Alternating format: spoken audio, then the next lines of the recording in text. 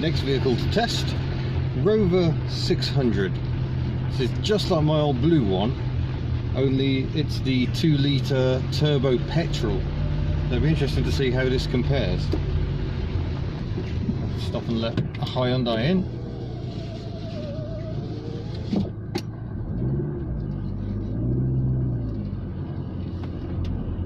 Clutch doesn't feel the strongest, so we'll see how it does.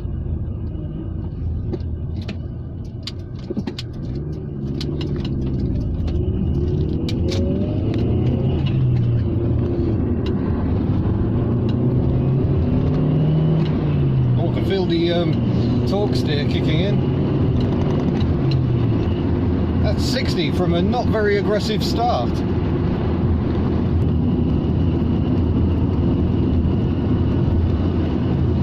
So this is a Rover 600 with Rover's own turbo petrol engine.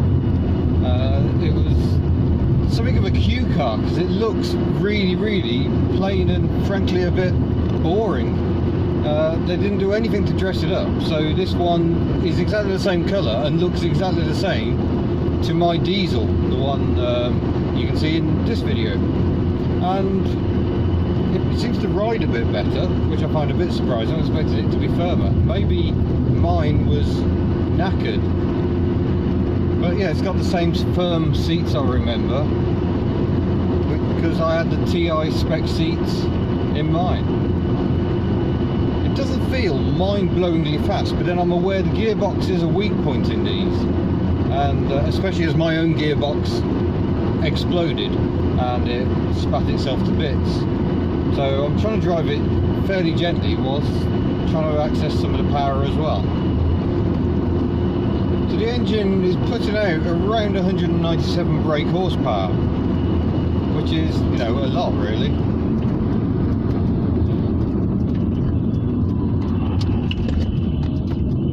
Take it down my favourite test road. This one's bumpy. You can really feel the torque steer. There's quite a popular tuning scene for these, and you can improve the gearbox as well. The biggest problem with the gearbox is the differential has a plastic cage holding it together, and as happens on mine, that cage breaks up and then literally the differential just comes apart, and mine effectively spat out a drive shaft, and that was it, game over. And I can hear this gearbox, I can hear it making the odd bit of noise, and it reminds me very much of the sort of noises mine made before it went bump, but that's the big difference. Yeah, you put your foot down, it really does pick up. You have to go away this little micro car.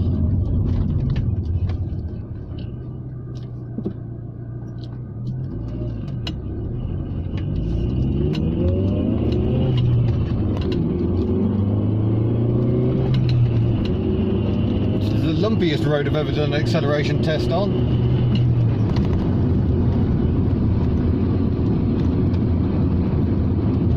This really doesn't ride badly at all. I think the dampers must have been shot on mine or something. It doesn't crash over the bumps like mine did.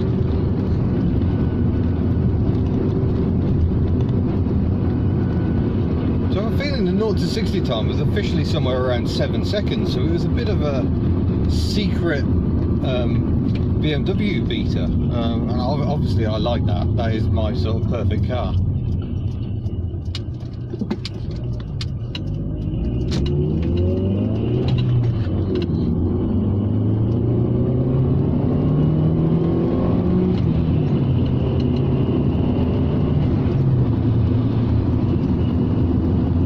Yeah, that change from second to third, where you really open it up, if you're quick, you keep the turbo on boost.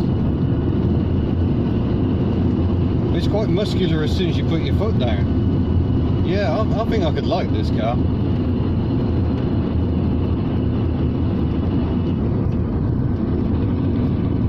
But yeah, I can hear the gearbox making all manner of noises.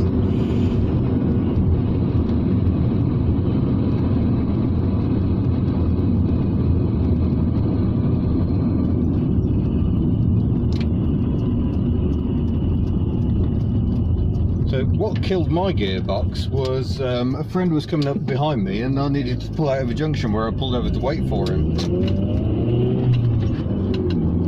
And that put a huge strain on the gearbox and it blew itself to bits, so I'm trying not to do that, but there we go in third. Yeah, don't keep doing that, that quickly gets quite illegal, allegedly. Yeah, it's been interesting. I've been aware of the reputation of these cars for a long time, but I've never actually driven one before.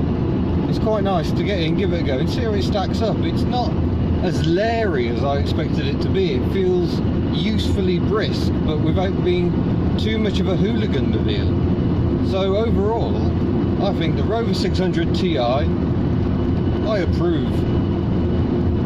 This car is one of a series I'm driving at the Auto Shite meet Shitefest, where we do tend to jump in each other's cars and go for a drive. It's been quite interesting to try the different vehicles. So far, I think this one might be my favourite.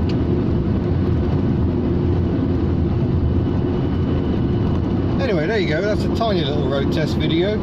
I don't need to say a lot more because I said quite a lot more about the Rover 600 in my other 600 video.